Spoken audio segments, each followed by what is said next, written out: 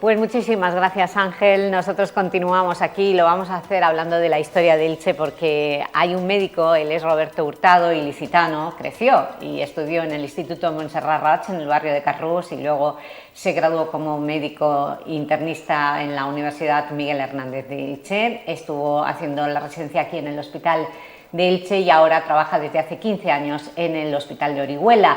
Y durante todo este tiempo él ha sido un aficionado a la lectura, le han encantado siempre los poemas y empezó en 2019 a contar historias. Empezó haciendo un cuaderno de bitácoras en una aventura en la que participó en un barco de rescate de personas migrantes. A raíz de ahí comenzaron sus novelas, una de ellas histórica, y últimamente pues ha terminado una trilogía que tiene que ver con la posguerra española, después de la Guerra Civil Española, y su último libro de esa trilogía es este, Pan, Fútbol y Silencio, de Roberto Hurtado. Lo va a presentar el próximo mes, 4 de diciembre, en el Aula Cultural de la Universidad de Elche, que tiene en la Plaza de Baix.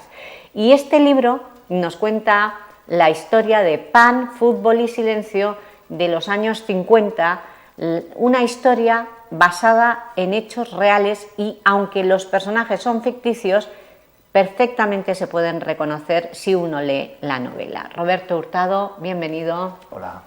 Bueno, enhorabuena por esta trilogía. Este es el último libro. ¿Qué nos cuentas en este libro? ¿Qué quieres decir con Pan, Fútbol y Silencio? Bueno, pues lo primero que Pan, Fútbol y Silencio a mí me recuerdas muchas veces a una frase que apareció tras la guerra patrocinada por el régimen franquista, que era ni un hogar sin lumbre, ni un hogar sin pan, o algo parecido. Y bueno, la novela tiene 3 partes, aunque es una novela que aparentemente es de fútbol. Hay una parte que es Pan, que es el barrio del Raval, el año 46, la situación que había con determinadas personas que se tenían que dedicar a, pues en la costereta a la prostitución, había casas de lenocidio que se llamaban así en aquella época, y había que ver pues realmente pues la situación de esas personas, que muchas veces pues eran mujeres que tenían a los maridos o bien presos o habían fallecido, y bueno, pues hay una parte que habla de esa situación, ¿no? De cómo era ese Elche de los años 40, finales de los 40. Luego está la parte de fútbol, que es la otra parte de la novela, que es una historia espectacular, porque habla de un chaval de Alicante que un alpargatero lo ve, le ve que juega bien, que tiene buenas maneras, y se lo trae en los años 30 a Elche para que lo entrene un famoso utillero de la época, que fue uno de los fundadores del Elche. ¿Todos ellos existieron de verdad? Sí, son personajes ficticios, pero están inspirados en personajes reales. Este personaje, por ejemplo, es Pere FC, mucha gente no lo recuerda o se ha olvidado, pero era un personaje muy peculiar de los años 30, que fue utillero del Elche y que tenía una forma muy pintoresca de entrenar, y se hizo famoso sobre todo por eso y por su buen corazón. Hay una historia muy buena y muy bonita, que es que durante la guerra él esconde a los hijos de los empresarios que juegan en el Elche para que no tomen represalias con él, y cuando acaba la guerra civil, los hijos de los empresarios lo esconden a él, o sea, hacen al revés, acaban todos en la cárcel. Lo que pasa es que Pere se queda en la cárcel. Hasta ahí puedo contar. Y bueno, y Silencio, digamos que es algo así como la sensación que he tenido yo cuando he interrogado o he buscado referencias sobre esta historia. Si no es gracias a la Cátedra Pedro Ibarra, con Miguel Orsa delante, he podido recoger testimonios, pero ha sido muy difícil porque la premisa común era no quiero hablar, o vamos a olvidar, o vamos a... Digamos que había como un tupido velo que incomodaba a la gente a la hora de hablar de estas historias, aunque todas son unas historias que están documentadas y son reales. Bueno, has hablado de la historia del utillero, pero también hay historias de mujeres. Sí, hay... ¿A quién rescatas de la memoria? Porque esto es un libro de historia. Realmente es una novela de historia. Hay un personaje que también es muy poco conocido, que es Elisa Brufal, que curiosamente, y estamos ahora con el tema del Premio Planeta estas semanas hablando mucho de él, Fue finalista del Premio Planeta del año 57. La historia es alucinante porque parece ser que hubo como 7 desempates para dilucidar quién era el ganador entre ella y otro autor, que era varón. Las malas lenguas dicen que a la 7ª, 8ª deliberación decidieron que ganara el hombre porque era mujer. Y luego la historia de ella pues fue un poco triste porque se tuvo que autopublicar, probablemente sacó como 100 ejemplares solo, hay alguno en la Biblioteca Municipal de Elche, pero ella quedó en el olvido. Harta del no apoyo incluso de su círculo más cercano, pues se marchó a París. Y esa historia a mí me resultó muy llamativa. Entonces hay un personaje que es Almudena en esta novela, que se inspira en ella, y Almudena está buscando cómo poder escribir, cómo poder ser valorada como escritora, y ella decide que quizá lo mejor es meterse en una pensión en la que hay movimiento y sabe que la gente está de paso, y quizá con eso salir del pueblo.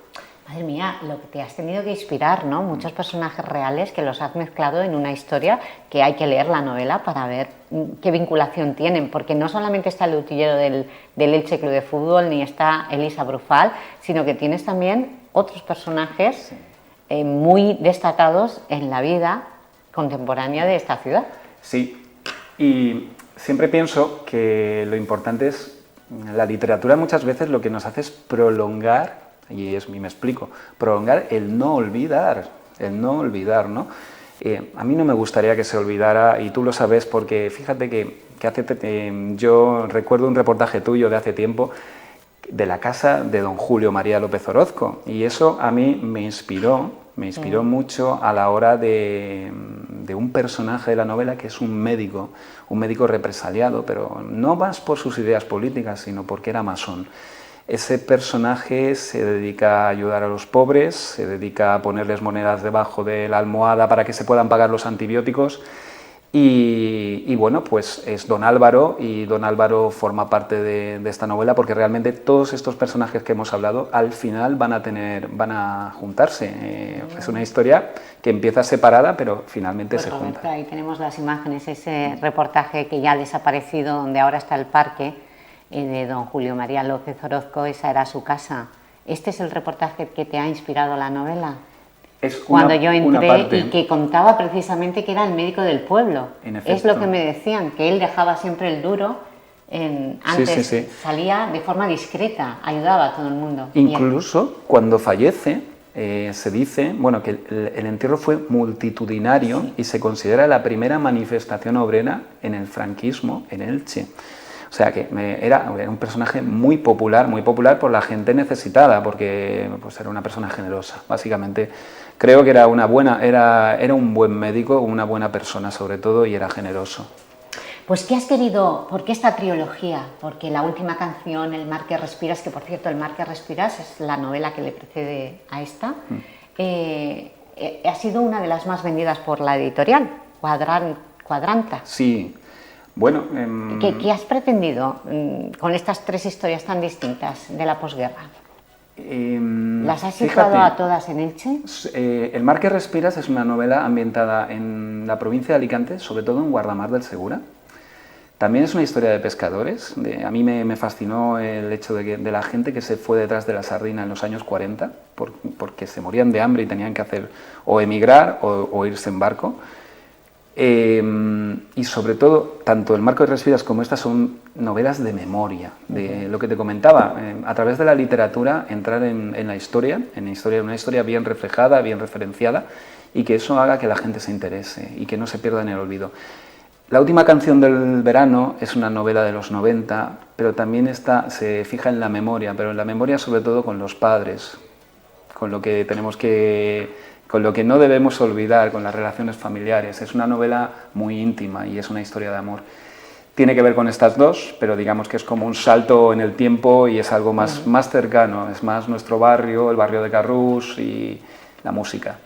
En esta trilogía, ¿la colaboración con la Cátedra Pedro Ibarra ha sido en esta última novela o en las anteriores también has tenido esa colaboración? Lo digo por las fotografías que has intercalado, por ejemplo, el Elche Club de Fútbol. Aquí los vemos Aquí vemos a toda la plantilla. Supongo que esta foto viene de la Cátedra Pedro Ibarra. Sí, esa es una fotografía de un partido posguerra civil, si no recuerdo mal, contra el Sportman, que era el ilicitano, o fue después el ilicitano, y claro, pues en esa época les obligaban a levantar el brazo. O sea que, bueno, sí, todas las fotografías han sido cedidas por la Cátedra Pedro Ibarra. Hay unas fotografías muy interesantes, sobre todo de normas del fútbol, las reglas en los años 20.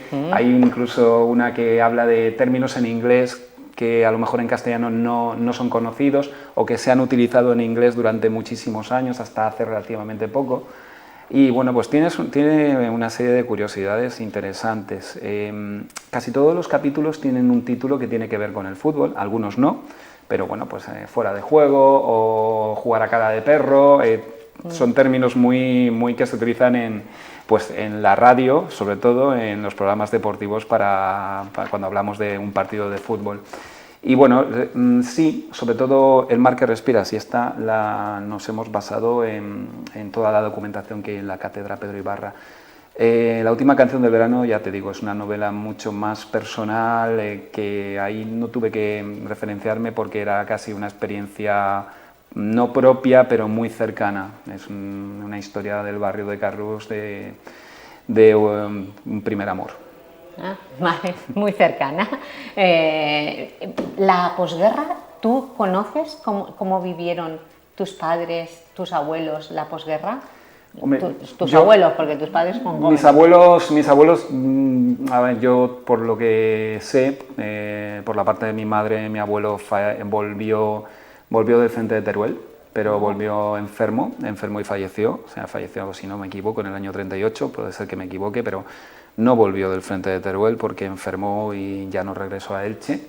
Sí que hemos tenido por el bando republicano, Elche quedó en el bando republicano, y bueno, pues sí que hubo gente de la familia que fue partícipe, pues sobre todo de la Quinta del Biberón.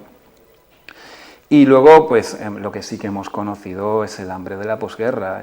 Yo tengo un recuerdo muy claro de mi padre comentándonos que ellos pasaron hambre y que tenían que comer, por ejemplo, comida que ahora es que no te plantearías en la vida comer algarrobas, porque la algarroba ahora es para los animales, ¿no? Pues este tipo de situaciones de hambruna, sí que yo tengo testimonios directos de la familia en que sí que lo hemos vivido.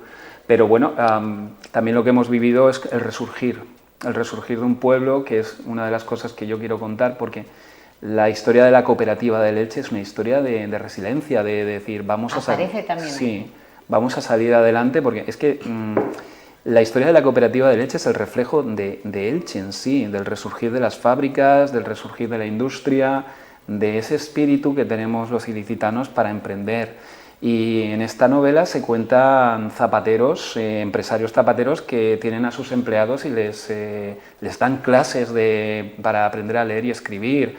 Y bueno, eso no es algo que me esté inventando yo, es algo que ha existido, igual que ha habido de todo, ¿no? Pero son cosas que han existido. Entonces yo pretendía hablar también de eso. Pues Roberto, esta es la novela, sale este año 2025, se presenta el 4 de diciembre, como hemos dicho, en el Aula Cultural de la Universidad Miguel Hernández de Elche. Gracias por estas historias reales, con personajes ficticios, que nos cuentas historias pues que no se pueden olvidar, conmovedoras para no olvidar. Gracias. Muchas gracias a vosotros por esa narrativa. Y nosotros ponemos el punto final del programa Día a Día, pero nos vamos inmediatamente al programa Entre Amigos, porque ya están nuestras compañeras Rosa Lucas y Teresa Fernández en otro stand de Firalacant. En esta ocasión se han ido al stand de Firanovios. Nos van a hablar del sector nupcial, pero eso será en cuestión de minutos. No se vayan.